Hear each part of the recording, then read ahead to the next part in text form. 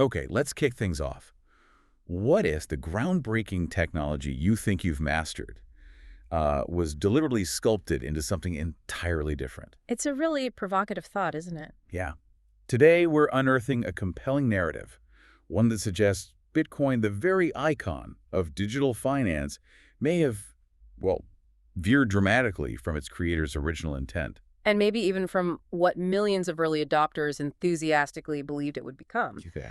It's a truly fascinating study, really, in how subtle shifts, often rooted in technical disagreements and philosophical divides, can dramatically alter the entire trajectory. The whole purpose of a revolutionary invention. Precisely. And these changes, they ultimately impact millions of users globally. They shape not just a technology, but a whole vision of financial freedom. So our mission today is to embark on a deep dive into this hidden history of Bitcoin. Right, specifically challenging that widely accepted narrative, the one that says it was always meant to be primarily a store of value. That really puts the initial intent into perspective, doesn't it?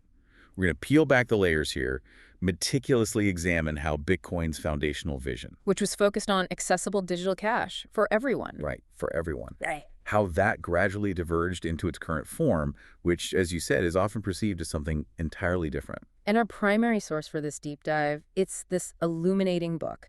It compiles a real treasure trove of historical details, direct quotes, invaluable perspectives from early pioneers, people who were there from the very beginning. Yeah, the people who are actually in the room, so to speak.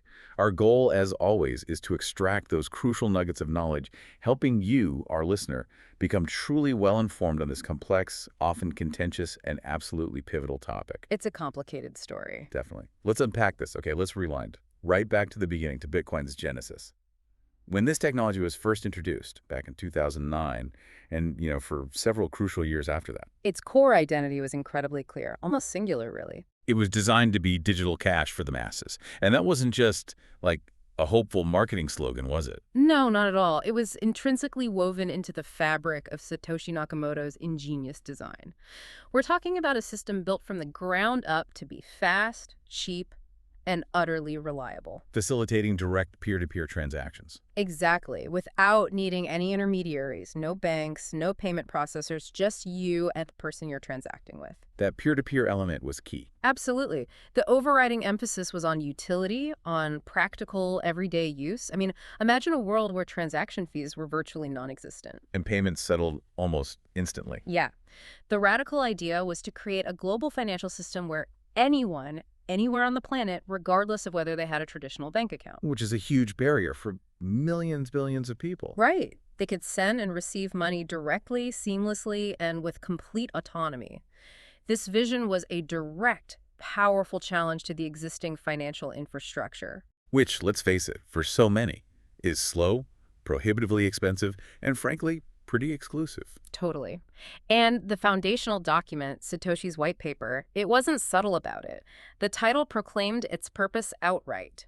Bitcoin, a peer-to-peer electronic cash system. It can't get much clearer than that. And its very first sentence removes all ambiguity. It explicitly states it's raison d'etre.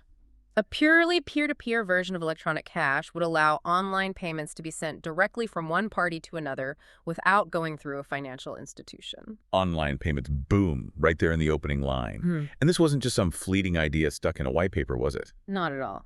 If you delve into the earliest discussions, like among the nascent Bitcoin community across email lists and forums from, say, 2009 to 2011, Yeah. you find consistent support for its use in small, casual transactions and what they called micropayments. Micropayments. Interesting. Yeah, Satoshi himself often envisioned effortless payments, things like sending a few cents to a website or enabling whatever size micropayments you need to eventually be practical. So not just big international transfers, but tiny everyday things. Exactly.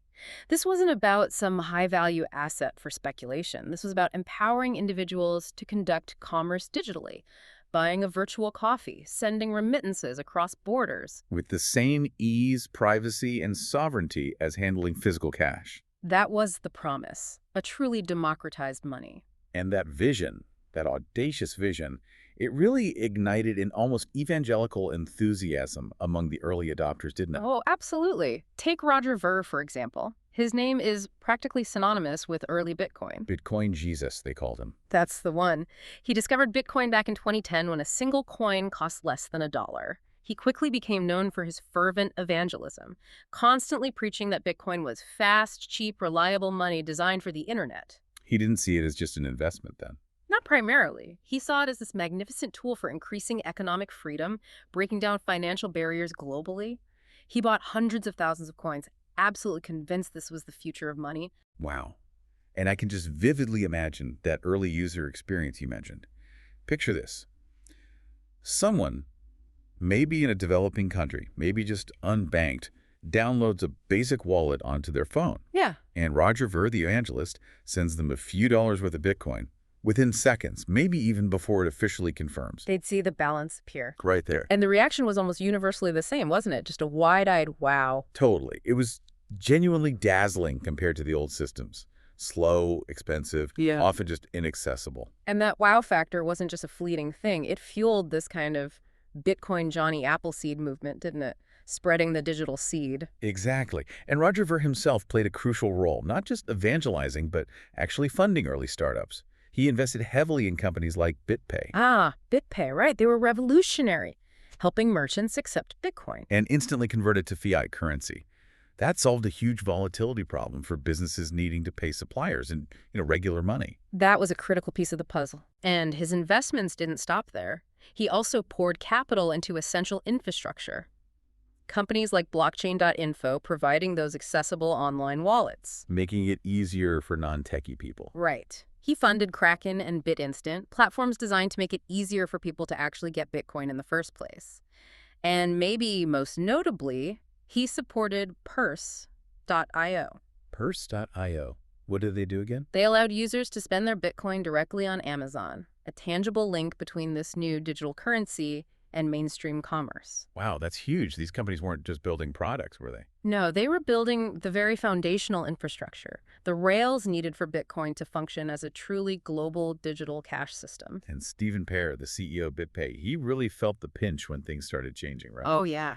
He faced significant headwinds as transaction fees started climbing. He openly expressed his frustration back in 2017, saying, and I quote, "The Bitcoin blockchain has stopped working for us." Stark words. It really underscores how critical that low-cost, high-speed aspect was for adoption. Absolutely. And when you look at those early marketing efforts, it's undeniable. Bitcoin.org, the go-to website back then. Yeah. From around 2010 to 2015, its messaging consistently hammered home its utility as currency. Big banners highlighting zero or low processing fees and instant peer-to-peer transactions. They really pushed that angle. They did.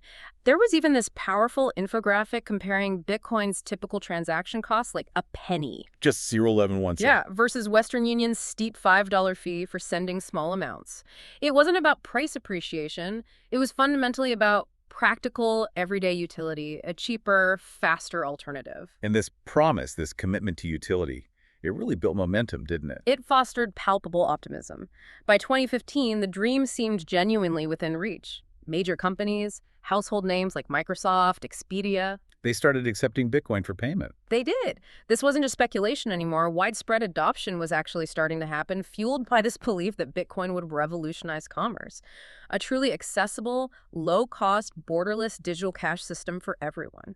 Okay, so with that crystal clear initial vision in mind, the big question becomes, how on earth did we arrive at the current landscape, which is so vastly different from what Satoshi seemed to envision? That's a million-dollar question, isn't it? This brings us to a pivotal and, for many, a deeply troubling shift.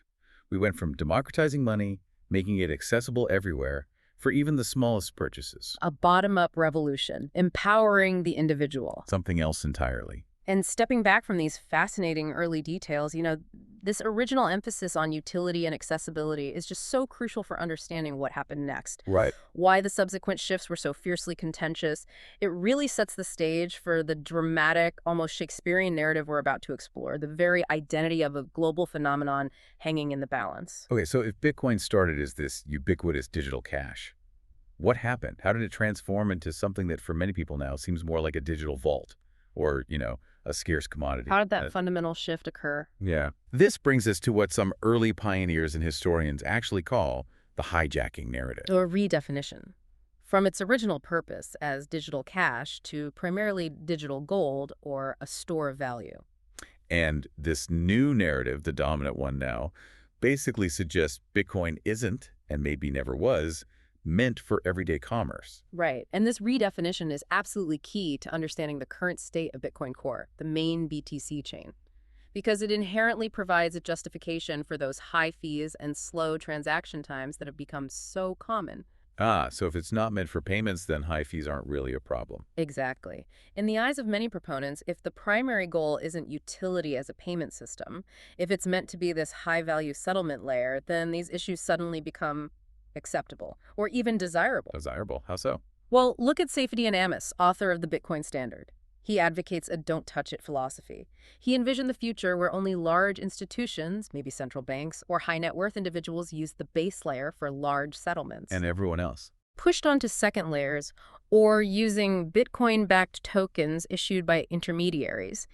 He starkly stated, and this is a quote, "Bitcoin on-chain payments aren't for the merchant, they're for central banks." Wow. That's a universe away from Satoshi's peer-to-peer electronic cash for the masses. It's an almost unimaginable departure. And the practical consequences of this ideological shift, they've been pretty stark, haven't they? Especially for real-world usage. Oh, absolutely. Despite Bitcoin being a household name, despite the astronomical price increases, Yeah. the actual usage of Bitcoin Core for everyday transactions has significantly declined since around 2018. Many businesses that once eagerly embraced it. Like Microsoft and Expedia we mentioned. Right, they've quietly, or sometimes very publicly, dropped it. Steam, the huge gaming platform, is a prime example. Oh, with Steam. They made headlines in late 2017, publicly announced they were ditching Bitcoin due to high fees and volatility. They highlighted a critical turning point. Transaction fees on the Bitcoin network had hit nearly $20 per transaction. $20. Yeah. A staggering increase from the roughly 20 cents per transaction when they first enabled it just a few years earlier. For a gaming platform selling maybe cheap add-ons or games, a $20 fee makes it completely impractical. Totally unusable, and network congestion became this recurring, frustrating problem. Fees sometimes reached over $50 per transaction during peak times. $50 just to send some Bitcoin. Yeah. And confirmation times stretch from hours to days, even weeks in some extreme cases. That completely shatters the original promise of fast, cheap payments. Completely. Made Bitcoin Core unusable for everyday commerce.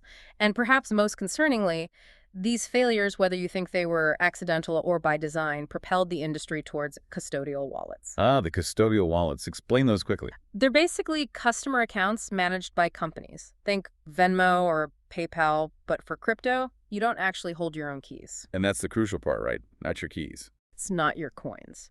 It fundamentally undermines Bitcoin's core purpose. Individual control, freedom from intermediaries. If a third party holds your keys, they control your funds. Meaning they could be censored, tracked, confiscated. Or even just lost by the custodian themselves. We saw that catastrophically with the FTX collapse in 2022. Over $1 billion of customer funds just vanished. Because FTX ultimately controlled their customers' money. Exactly. So if the vast majority of users are pushed into using these custodial wallets, Bitcoin risks losing its most revolutionary property. It just becomes another regulated digital currency system. Okay, so the official story you often hear, the one in the mainstream media, is that Bitcoin just got too popular. It fell victim to its own success, hit unavoidable tech limits. That's the common narrative. High fees and slow transactions are just an unfortunate byproduct of growth. But the real story, as documented by the source and told by early pioneers like Roger Ver, it's far more complex and, frankly, dramatic. Yeah, their view is the project was effectively taken over by a small, influential group of software developers. Who, rather than scaling it, intentionally limited its capacity and functionality. Now, this is where it gets really eyebrow-raising, because it's not just an accusation, is it? Influential Bitcoin Core developers have openly, even proudly, celebrated this congestion and the high fees. It's quite astonishing. Greg Maxwell, a highly influential core developer, plainly stated, "I don't think that transaction fees mattering is a failing, it's success." Success. How's that success for the user? Well, their argument revolves around creating a fee market for security, but yeah. Mark Friedenbach, another prominent core dev, believed slow confirmation, high fees will be the norm in any safe outcome. Wow. The source even recounts anecdotes of core developers literally pulling out the champagne in December 2017 when the average transaction fee soared over $50, Celebrating $50 fees. claiming that a consistent backlog of unconfirmed transactions was the required criteria for stability. So for them, it wasn't an unforeseen bug. It was a feature, a deliberate design choice, with specific intended outcomes. It really forces you to ask, what was the true intention behind that outcome? And that raises the profoundly important question, was this shift just a natural evolution, driven by unavoidable technical necessity? Or was it a deliberate engineering choice, with specific, maybe even ideological outcomes in mind? The evidence, especially those direct quotes from influential developers, certainly points towards intentional design choices, choices that fundamentally altered Bitcoin's utility and accessibility, moving it far, far away from that original vision of pervasive digital cash. Okay, so this idea of intentional stifling, it brings us directly to the heart of the conflict, doesn't it?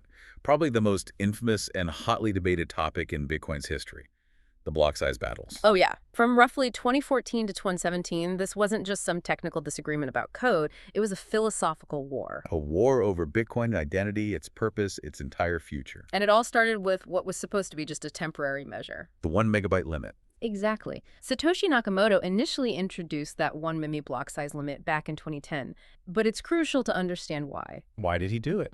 He implemented it as a basic, temporary denial of service prevention measure, just to protect the young network from spam attacks while it was still fragile. So it wasn't meant to be permanent. Not according to Gavin Andrewson, Satoshi's chosen successor. He emphatically noted the plan from the beginning was to support huge blocks. The 1 MB hard limit was always a temporary denial of service prevention measure. A temporary safeguard, not some foundational pillar. Exactly. Yet, despite that clear original intent, the Bitcoin core developers who gradually took over leadership after Satoshi disappeared. They steadfastly refused to raise the limit. Right. Their main argument was that increasing the block size would create an unnecessary security model, and importantly, it would prevent the establishment of a fee market. The fee market again. So Correct. keep the blocks small. And users have to outbid each other for the scarce space. By design, driving up transaction fees. That seems counterintuitive to the cheap digital cash idea. It does. Core developer Jorge Timon even said, rather tellingly, I agree that hitting the limit wouldn't be bad, but actually good for a young and immature market like Bitcoin fees. Good? Good for whom? Good for establishing that fee market, presumably. So for a segment of the core developers, the network congestion, the slow transactions, the high fees, these weren't bugs. They were, in a strange way, a desirable feature. Which directly contradicted Satoshi's incredibly ambitious vision for scale, didn't it? Completely. Back in 2009, Satoshi himself was asked about handling massive transaction volumes. His response was remarkable. What did he say? The existing Visa credit card network processes about 15 million internet purchases per day worldwide. Bitcoin can already scale much larger than that with existing hardware for a fraction of the cost. It never really hits a scale ceiling. Never really hits a scale ceiling. That's pretty definitive. For years, among early Bitcoiners, that was the common understanding, the accepted future. Bitcoin would grow, accommodate global demand, easily blow past traditional payment networks. And it wasn't just Satoshi holding that view, right? Gavin Andrewson, Mike Hearn. Stalwart big blockers. They firmly believed Bitcoin was fundamentally designed for massive scale and throughput. Hearn, who'd worked as a capacity planner for Google Maps. So he knew a thing or two about large networks. Exactly. He had invaluable insight. He saw no inherent insurmountable scaling problems with Bitcoin's underlying design. And to put that 1 MB limit into modern perspective, Yeah. you said it earlier. Yeah, get this. A single high-resolution picture on your smartphone today is often larger in data size than an entire Bitcoin core block. That's incredible. Trying to run a global payment system on that kind of capacity. It's comically restrictive, almost tragically so. And this deliberate refusal to scale the base layer, despite the original design, despite the demand, that eventually led to a critical fork in the road. It did. The creation of Bitcoin Cash, or BCH, in 2017, BCH was explicitly designed as a workaround, a faithful adherence to preserve Satoshi's original digital cash design. Featuring significantly larger blocks. Right, currently operating at 32 MB. And the proof is really in the pudding.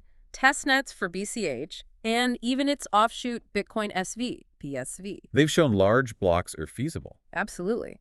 They've successfully mined 1 gigabyte blocks, even 2 gigabyte blocks, proving definitively that Satoshi's prediction never really hits a scale ceiling holds true for big block implementations of Bitcoin. Even Elon Musk weighed in on this, didn't he? From an engineering perspective. He did. He publicly aligned with the BCH philosophy, basically saying there's merit to exploring how far you can take a single-layer network with higher transaction rates and lower costs. He thought you could probably take it further than people realized. Suggesting the limitations weren't inherent, but maybe chosen. That seems to be the implication. Okay, but one of the core developers' main objections to larger blocks was always about running full nodes, right?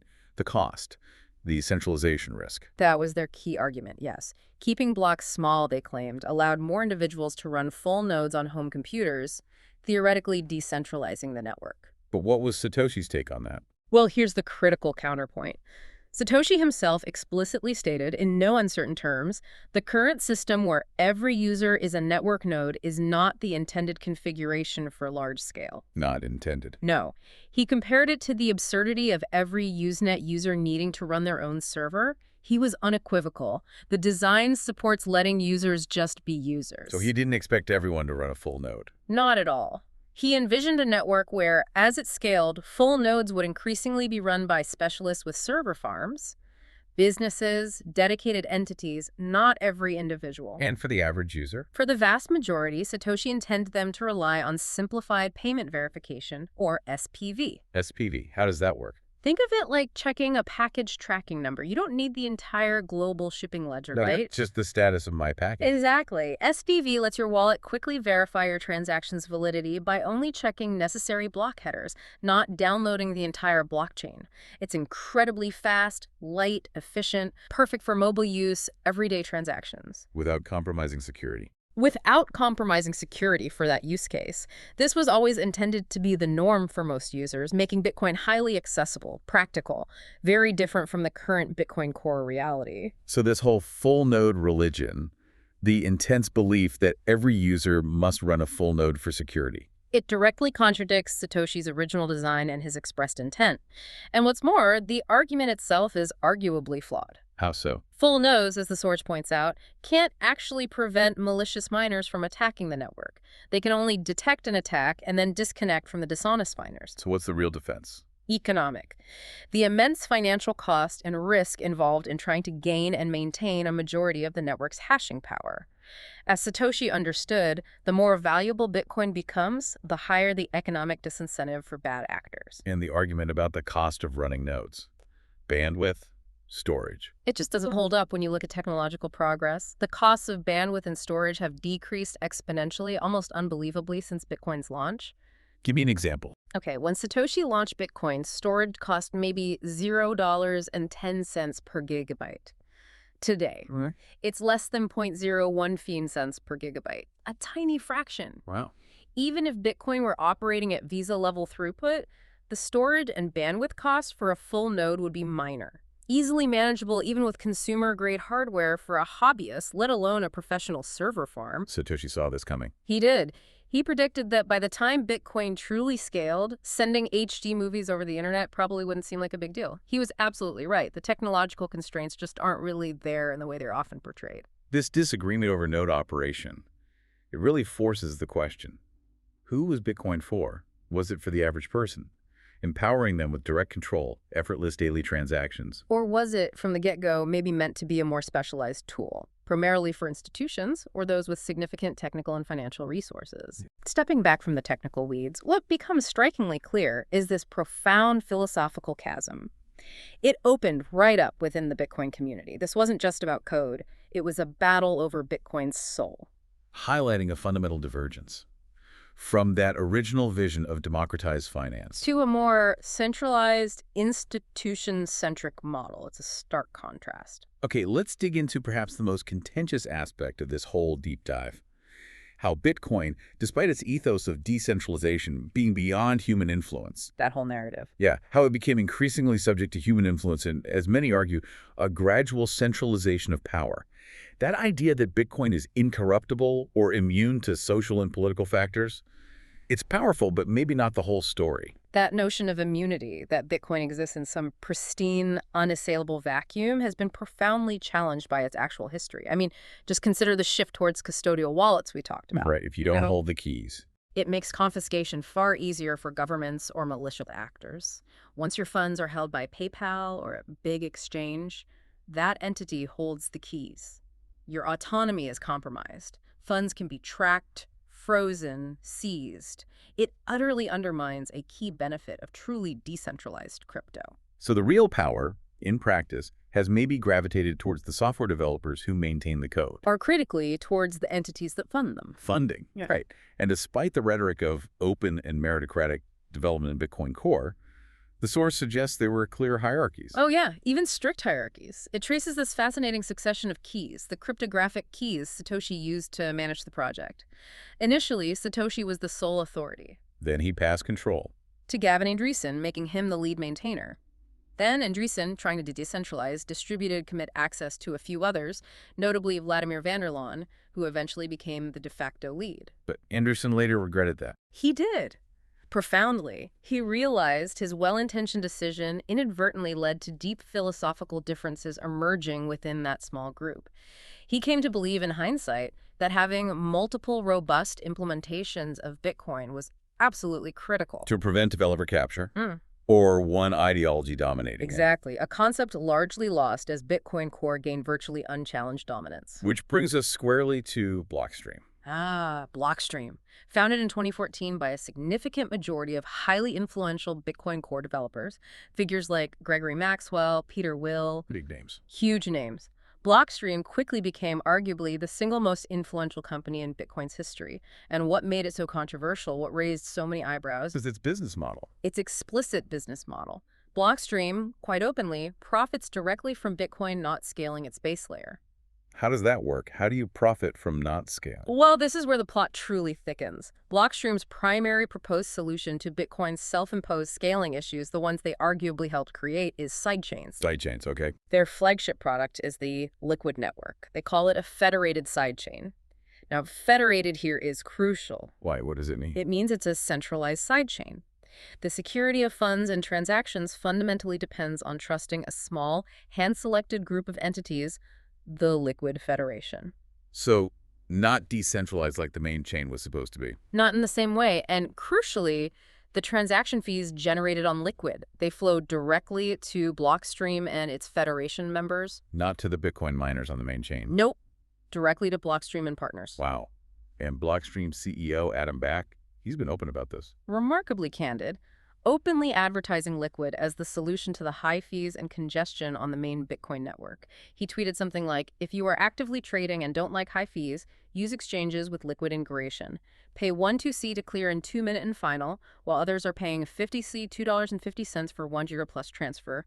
Be part of the solution." The profound irony being, as the source meticulously points out, the very problem Liquid purports to solve, the high fees, the slow transactions on Bitcoin Core, are a direct result of Core's own deliberate policy to refuse block size increases. it's a lucrative circle. Intentionally create a problem through protocol design. Then sell the solution. And this strategy, it's allowed Blockstream to connect with traditional finance, the very system Bitcoin aimed to disrupt. Deep connections. They've partnered with companies like Avanti, a new bank aiming to bridge digital assets with traditional finance. They've even provided technical help to governments like El Salvador for issuing Bitcoin viewers on the Liquid network. So they're facilitating digital dollars or other centralized assets on a sidechain they control. Pretty much. This deep integration with established players, governments promoting centralized digital assets, it seems to fly directly in the face of Bitcoin's original anti-establishment decentralizing ethos. And the funding Blockstream received. You said it was conspicuous. To say the least. Their Series A funding, $55 million in 2016, included a big chunk from AXA Strategic Ventures. AXA, the insurance giant. The venture arm of AXA, the 11th largest financial services company globally. And get this, at the time of the investment, AXA's CEO chaired the Bilderberg Group. Bilderberg, okay, that's an Yeah. interesting company. It signals this isn't just some tech startup, it's backed by the heart of traditional finance. Then, in 2021, Blockstream raised another $200 million plus in Series B funding. Valuation hit $3.2 billion. And this massive influx of cash came after the alleged capture of key core devs, after BTC had already seen market share loss due to scaling issues. Exactly. It raises serious questions about who truly benefits from Bitcoin's constrained development path. It really raises that profound question. If the architecture of a supposedly decentralized system starts to meticulously mirror the centralized structures it aimed to disrupt, what does that mean for its revolutionary potential? Right. Stefan Molyneux, an early crypto commentator, had this prescient warning. He suggested malicious actors wouldn't destroy Bitcoin outright. What would they do? They'd throw little bits of sand in it until most people find it too cumbersome to use, making it essentially indistinguishable from the existing clunky monetary system. A sobering thought indeed, turning the disruptor into the disrupted, almost. Okay, moving beyond those, let's say, subtle shifts. The period from 2015 to 2017 really escalated, didn't it, into what many veterans vividly call the Bitcoin Civil War. Yeah, that term gets used a lot. And it was far more than just a technical disagreement. It was a series of intense, often brutal battles over Bitcoin's very soul. And early attempts to actually scale the network to meet demand were met with fierce opposition. Fierce, almost scorched earth opposition. The first significant concerted attempt to route around the entrenched core developers came in 2015 with Bitcoin XT. XT, right. Spearheaded by Mike Hearn and Gavin Andresen. Two highly respected figures, yeah. They proposed a hard fork, a fundamental protocol change, creating a new, incompatible chain which included BIP 101. That was BIP 101. It proposed immediately increasing the block size limit to 8 milli and then critically doubling it every 2 years, projecting a capacity of 8 GB by 2035. 8 gigabytes. That's massive. Engineered to allow maybe 40,000 transactions per second, far exceeding Visa at the time, putting Bitcoin firmly on track for global adoption as cash. And this wasn't just some fringe idea, was it? It had industry support. Widespread, vocal support. CEOs from major players Coinbase, BitPay, Blockchain.info all issued joint statements publicly endorsing a block size increase. So what happened to XT? It didn't gain enough traction to activate, partly due to the opposition, so a more conservative alternative, Bitcoin Classic, emerged in 2016. Classic. What was its proposal? A more modest, immediate 2 milli limit. And it quickly gained significant support. Over 50% of the network's hash rate, the mining power, expressed interest. A clear signal from miners wanting a modest capacity increase. But these attempts, despite industry backing, were met with what? Relentless smear campaigns, suffocating information control, and outright malicious attacks. Information control. How? Key gatekeepers, like Thamos and Cobra, controlling huge platforms like Bitcoin.org, and the r/Bitcoin subreddit. Massive influence there. Huge! They implemented this draconian hard fork policy, effectively banned any discussion of alternative scaling solutions like XT, later extending it to Bitcoin Cash. Banned discussion on supposedly open forums. Yep. They started labeling these legitimate alternatives as altcoins, a pejorative term, calling them brazen attempts to rewrite history. It was a systematic effort to control the narrative, silence dissent. Wow. Information warfare, basically. Pretty much. And Peter Todd, the influential core dev pushing small blocks, released that infamous animated video back in 2013. The one suggesting not using Bitcoin for coffee. Yeah. Bizarrely suggesting that for small purchases, users shouldn't even bother with Bitcoin's base layer. Rely on off-chain transactions via centralized processors instead. The exact opposite of peer-to-peer cash. Totally. It was widely condemned back then. Comments flooded in dangerous propaganda, straight up Orwellian, an early sign of the ideological shift being pushed. And beyond propaganda, there were direct attacks. Oh, yes. DDoS attacks, distributed denial of service, were repeatedly launched against nodes and mining pools supporting XT and later Classic. Trying to shut them down. Exactly. Slush Pool, a major pool, was targeted after daring to allow voting on BIP 101. Reportedly got a message: cease supporting XT or the attacks continue. It's heavy-handed. Incredibly. Chunkhost, a web host, got targeted just because a customer switched a Bitcoin ATM to XT software. These attacks were severe, reportedly knocking small towns offline in some cases. Shows the ruthlessness. And companies got punished too. Major companies like Coinbase, just for expressing openness to switching forks, were swiftly delisted from Bitcoin.org. Delisted from the main website, just for considering options. Yep. A remarkable and chilling move, given their role in onboarding millions. It really is a stark reminder, isn't it? Even in supposedly decentralized systems controlling information, the narrative, critical infrastructure, it can be an incredibly powerful weapon. The entire narrative was systematically manipulated. portraying Core's rigid, small block view as the only legitimate, safe, real Bitcoin. And this manipulation continued into the next big battle. Segregated witness, or SegWit. Right. Core developers proposed SegWit as their preferred scaling method, but as we discussed, it wasn't a true block size increase, more of an accounting trick. Segregating witness data. Exactly. Moved it outside the main transaction structure, technically allowed more transactions per block, but didn't actually increase the core 1MB limit itself. And how did they push it through against opposition?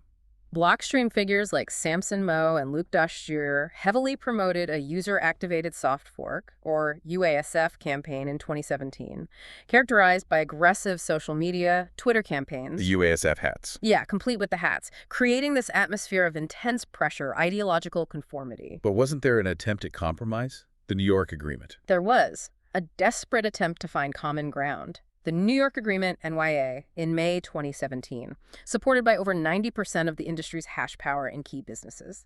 What did it propose? A compromise. Activate SegWit and do a hard fork to a 2ME block size increase, SegWit 2x. A clear mandate from the market. So that should have settled it. You'd think so. But in a move widely seen as a profound betrayal, the core developers subsequently refused to implement the 2MB increase, effectively reneged on the agreement. Wow. And to compound it, major exchanges like Bitfinex made things worse. They unilaterally decided to assign the BTC ticker symbol to the core chain, the incumbent implementation, regardless of which chain actually had more hash power or economic support. That feels like rigging the game. For many, it fundamentally rigged the market, gave an unfair advantage to the small blockchain. And the fallout from that betrayal. Ignited a fierce mob mentality, aggressive smear campaigns against anyone still supporting SegWit 2x. Figures like Jihan Wu of Bitmain, who backed larger blocks, were publicly branded monsters, subjected to intense personal attacks. Really nasty stuff. Yeah. Companies like BitPay found themselves in an impossible spot, pressured relentlessly to retract support. Led Brian Hoffman from OB1 to famously lament, "You're fed if you do, you're fed if you don't."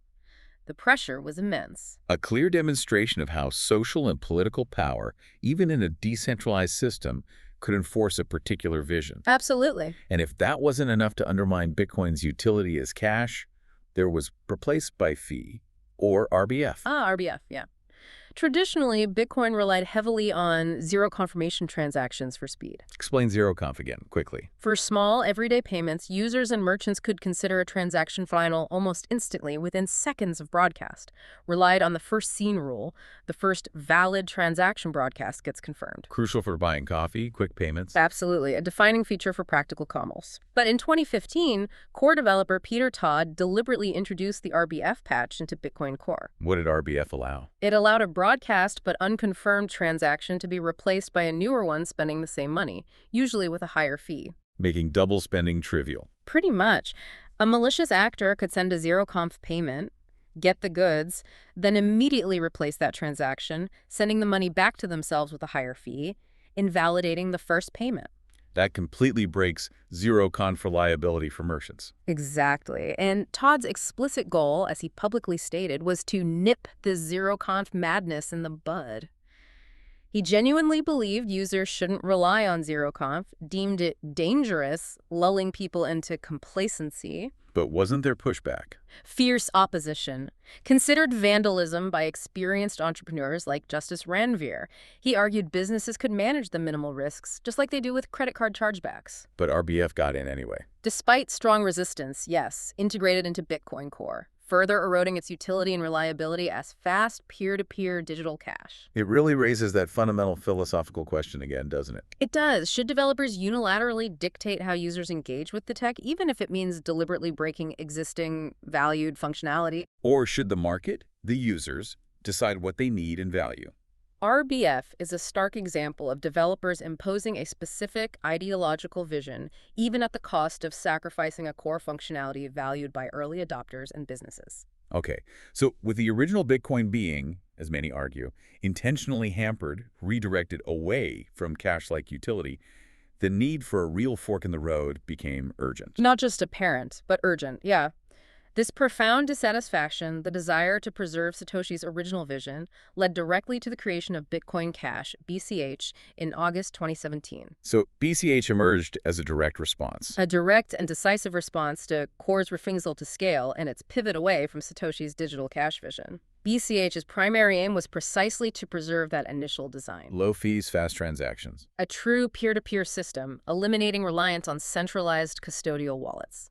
And immediately after its creation, BCH entered this fierce, almost existential competition for the title of the real Bitcoin. Even Vitalik Buterin, Ethereum's co-founder, weighed in. He did acknowledge BCH as a legitimate contender.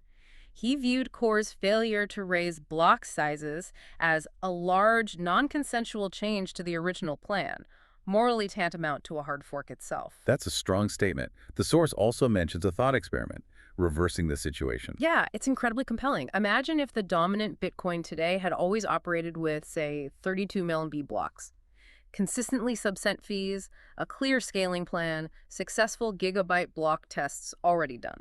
Oh. Now imagine an upstart team forks off to create a 1 MB version, deliberately introducing high fees, actively pushing users onto centralized second layers controlled by specific companies. Would that high C coin have gained any significant traction, just based on its technical merits or utility? This really makes you question it, doesn't it? Makes you critically wonder if Bitcoin Core's current price dominance is mainly due to being the incumbent, the first mover. Rather than any inherent technological superiority or adherence to Satoshi's original design. Exactly. But Bitcoin Cash, while founded to reclaim that vision, wasn't immune to its own internal issues. No, it faced challenges too.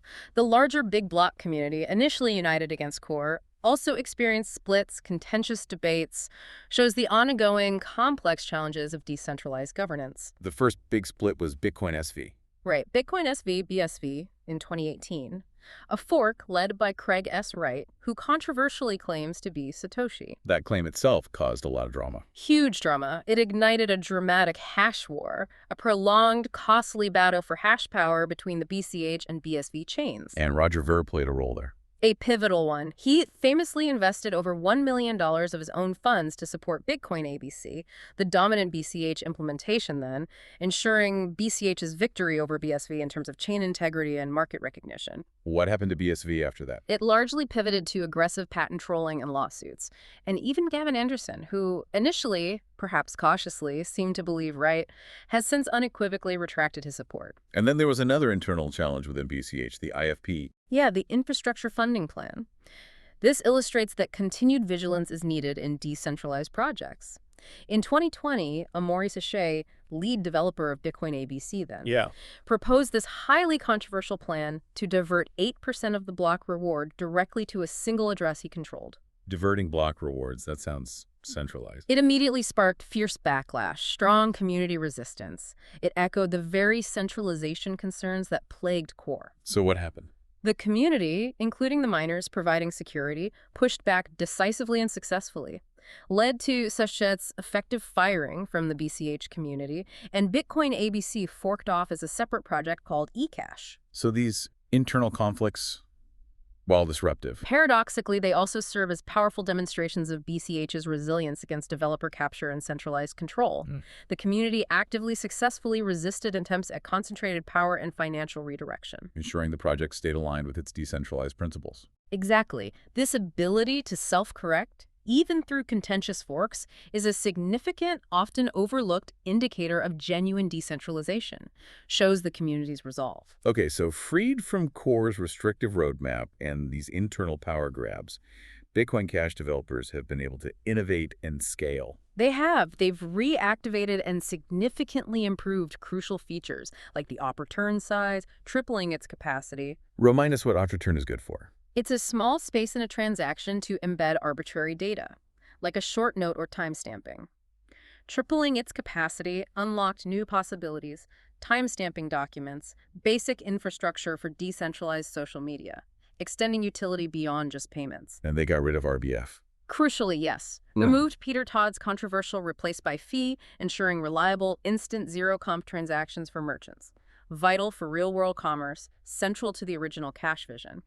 They wisely avoided SegWit's complexity, keeping the protocol simpler, easier to build on, and they've pioneered significant privacy innovations. Like what? Schnorr signatures, allowing more efficient and private multi-sig transactions, and Cash Fusion, a powerful mixing protocol. Cash fusion is a see much use. Oh, yeah.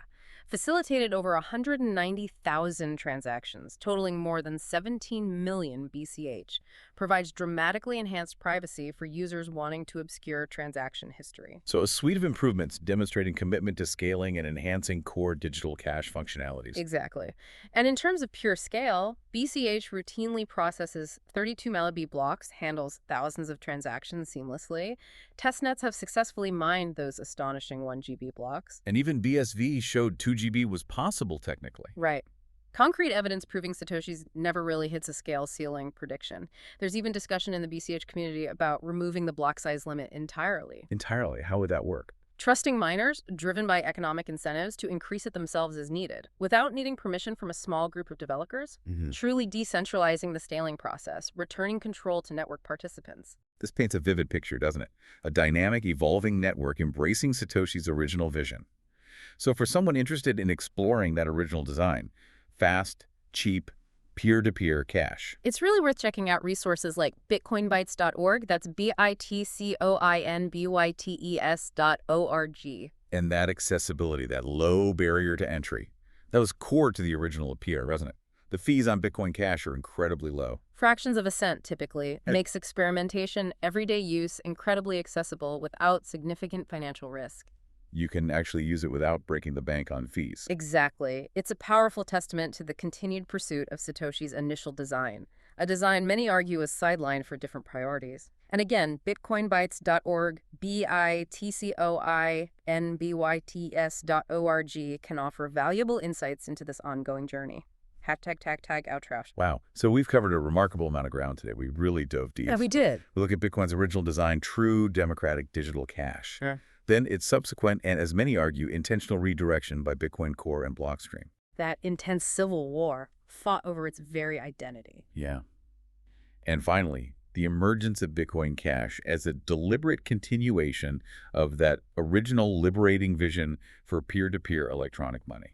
And this deep dive really highlights that the monetary revolution ignited by Bitcoin, it's still very much in its early stages. We face critical, enduring questions. Questions that will shape our financial future, like will cryptocurrencies genuinely empower individuals, grant them unprecedented financial freedom autonomy? Or will they, maybe inadvertently, become sophisticated tools for centralized control, ultimately mirroring the very systems they aim to disrupt? Because, as our sources suggest, true peer-to-peer electronic cash fundamentally requires universal access to the blockchain itself, right? Right. Not reliance on centralized intermediaries or fragmented, high-fee secondary layers that just recreate the problems Bitcoin was designed to solve. Exactly. You know, the hardest part of this whole revolution, getting people to even believe in digital money, understand its potential, that's largely done. The concept has taken root globally. That's true. So now, the critical challenge, maybe the responsibility, lies in making informed choices about which path this money will ultimately take, what values it will embody. Absolutely. So we strongly encourage you, the listener, go beyond the mainstream narrative, do your own research, and maybe truly experiment with Bitcoin Cash for yourselves. The fees are, as we've discussed, extremely low, fractions of a cent. Makes exploration accessible without significant financial risk. Experience the difference. See what that original vision felt like. And this conversation really highlights that the ultimate value of crypto shouldn't just be measured by its price on an exchange, No. but by the tangible financial freedom and real-world utility it genuinely offers to individuals. For those looking to dive deeper, explore the tech, connect with communities supporting this original vision. Resources like bitcoinbytes.org. Exactly. They offer valuable insights, tools for interaction. It's a journey of continuous discovery. And while the path ahead remains, circuitous, Utterly not straightforward. it is undoubtedly full of revolutionary potential for true digital cash.